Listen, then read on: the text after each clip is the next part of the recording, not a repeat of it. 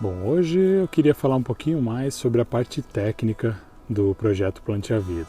Então, os primeiros plantios eles foram feitos praticamente todos com um enxadão, né, que a gente tinha em casa e utilizava inclusive para arrancar minhoca em barrancos aí antes de pescar. E o que era difícil para a gente, porque o canteiro central da Avenida Henrique Gregory ele foi todo aterrado com entulho, né? Quando meu pai comprou o terreno ali onde a gente morava, ele disse que a rua era a última do bairro, né? Então a última rua que tinha sido feita ali do bairro Boa Vista e frequentemente vinham caminhões de entulho, né? Despejavam ali e o trator depois no fim da tarde vinha para acertar o terreno, para deixar a avenida um pouco mais plana, né? E isso foi um problema para a gente, porque quando a gente começou a cavar o canteiro central para fazer os primeiros plantios, a gente só batia em pedra, né? Então era bem difícil, o solo seco, duro, porque por muitos e muitos anos era só grama e mato que tinha ali, né? O que empobreceu demais o solo, compactou demais. Então a gente demorava muito tempo, né? E isso, na verdade, aconteceu em todos os plantios que a gente fez pela avenida. Poucos lugares a gente encontrou um solo um pouco mais suave ali, mais amolecido, né? Que a gente conseguiu furar ele com facilidade. E por 2 anos então a gente fez plantios dessa forma, né? Usando somente o enxadão e uma enxada para puxar ali um pouco, para fazer o aceiro, né? Que é aquela parte necessária para deixar limpo em volta do tronco da árvore para que ela possa receber um fluxo maior de água, né? Depois, com o início dos plantios, o Alexandre e o Fábio acabaram agregando aí outras ferramentas que os pais deles tinham, né?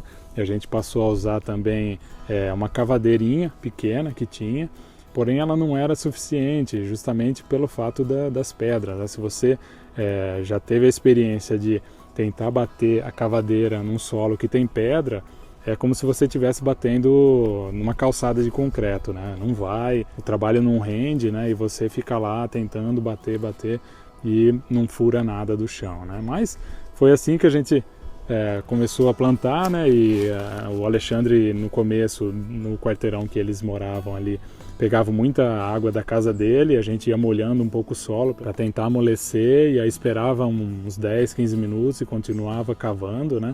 Até conseguir furar a camada de entulho, que era mais ou menos então uns 20, 25 centímetros ou mais, até 30 centímetros do solo ali era totalmente entulho, né? Compactado. E daí em diante era o solo nativo, né? E sim, esse era mais fácil de furar. No início a gente usava como estacas cabo de vassoura que a gente tinha no quintal de casa, aqueles cabos que quebram a vassoura, a gente guarda para fazer alguma coisa, né? Então a gente usou muito cabo de vassoura para fazer o estaqueamento das árvores. E depois, quando a gente começou a plantar em maior quantidade, eu fui até uma madeireira que tem no fim da Avenida Henrique Gregory, né? E conversei com o dono e perguntei se ele teria como doar pra gente algumas ripas, né? Pedaços. E ele falou, poxa, pode procurar ali que tem um monte, né? E realmente eles tinham muita sobra, né? De madeira boa, inclusive. Só que não tinha serventia porque eram madeiras que eram cortadas já no final da tábua, né? Que eles utilizavam. Então a gente começou a pegar de doação a madeira ali, essas estacas, e era bom porque elas já vinham mais ou menos no tamanho que a gente precisava, né? Que era uns 2 centímetros de espessura por uns 4, né? Então era interessante, dava para fincar bem no solo e amarrar a árvore, né?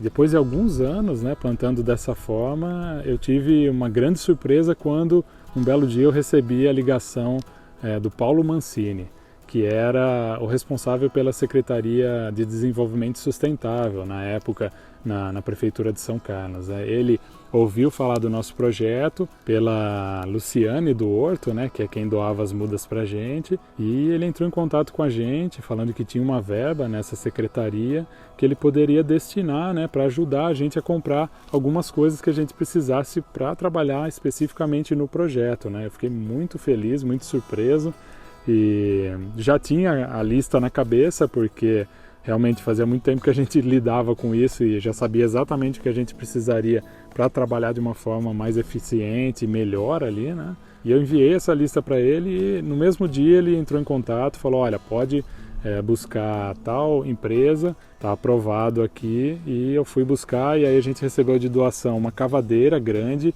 que foi uma bênção, porque aí assim a gente começou a fazer os buracos no diâmetro já das mudas, né, que a gente tinha. Cada muda vinha então com um torrão de mais ou menos 20, 25 centímetros, e a cavadeira era exatamente esse tamanho, então a gente conseguia cavar, né, e já plantar a muda logo em seguida, né, então facilitou demais. E ele doou também para a gente uma chibanca, né? Vou mostrando a foto aí para vocês, que é uma ferramenta bem eficiente, e como a gente precisava furar o solo, né, cheio ali de entulho, essa chibanca foi uma mão na roda, assim, ajudou demais. A gente fazia primeiro a remoção aí das pedras e entulho com essa chibanca e terminava com a cavadeira. Isso acelerou quase 3 vezes mais o tempo de plantio que a gente tinha, né? Então ajudou muito. E isso foi então nos últimos anos, né, do nosso projeto, das intervenções que a gente fez ali na Avenida Henrique Gregory. Porém, a gente acabou utilizando as ferramentas também nos plantios que a gente fez na Avenida Grécia, né? Muitas e muitas árvores ali plantadas, e nos ajudou muito, né? Porque, de fato, trabalhar com a ferramenta correta é essencial para você fazer render o seu trabalho, né? Com relação à rega das mudas, né? Isso é interessante porque foi um dos grandes fatores limitantes para a gente evoluir com mais rapidez o projeto Plante a Vida, porque a gente tinha, né, num certo momento já todo o ferramental, as mudas, as estacas, mas não tinha quem pudesse fornecer água para a gente molhar as mudas depois que a gente plantasse. Então, por muitas vezes a gente adiou de expandir o projeto, né, porque não conseguia ninguém que topasse fazer essa doação da água, né? No final a gente viu que muita gente já, como eu comentei com vocês, não estava disposto nem a cuidar das mudas, né? Então a gente acabou simplesmente pedindo se a gente poderia ao menos pegar água na casa das pessoas, e isso foi o grande fator limitante. Então depois, né, quando a gente conseguiu as pessoas certas em cada quarteirão, a gente sim foi expandindo o projeto, mas muitas vezes a gente usou a nossa água. E depois, num outro momento que eu vou trazer um próximo vídeo para vocês, a gente por fim acabou conseguindo ponto de água a cada 2 quarteirões instalado ali em toda a avenida, né? Mas isso é um assunto para um próximo vídeo, porque envolve aí um caso com um promotor do meio ambiente que a gente teve, né? E a prefeitura, na verdade foi um problema que a gente teve ali, e eu vou contar para vocês no próximo vídeo. Mas a parte técnica, então, como você pode perceber, foi mais recebido de doação do que gasto do próprio bolso, né? Como eu comentei no vídeo anterior, a única coisa que a gente realmente comprava era o barbante, né? Que era muito barato, e a gente conseguiu plantar mais de 2.000 árvores, né? Então, se você quiser fazer algum projeto que tem essa relação, né, de ser um projeto comunitário, vale a pena você buscar todas as fontes que você puder no meio público ou privado, né? Tem muitas empresas que acabam ajudando, né, de uma forma direta ou indireta, seja dando dinheiro para você comprar, ou seja fornecendo algum material que elas tenham ali de sobra, ou mesmo como uma forma de patrocínio ou incentivo ao plantio e ao projeto, no caso. Mas é isso. Então o que eu sugiro procure sempre pessoas e empresas que estejam interessadas em fazer um auxílio, aí, uma doação para você, para que você possa levar à frente o seu projeto, né? Na maioria das vezes você consegue, sem gastar um centavo, tocar em frente um projeto. Esse foi o vídeo de hoje, então, onde eu trouxe aí um pouco mais do histórico da parte técnica do projeto Plante a Vida. Se você tiver alguma dúvida ou quiser deixar alguma pergunta, basta escrever aí no comentário dos vídeos, né? Deixar aqui embaixo que eu faço questão de responder. Se você gostou do vídeo, eu peço que você curta e compartilhe, né? Esse e os outros vídeos do canal com seus amigos aí que também têm interesse por projetos como esse, para poder divulgar o projeto e levar essa iniciativa para muitas e muitas pessoas, e quem sabe incentivar a cada vez mais pessoas a agirem por conta própria para cuidar desse nosso meio ambiente que está tão necessitado, né? Então agradeço pela companhia e a gente se vê num próximo vídeo. Até mais!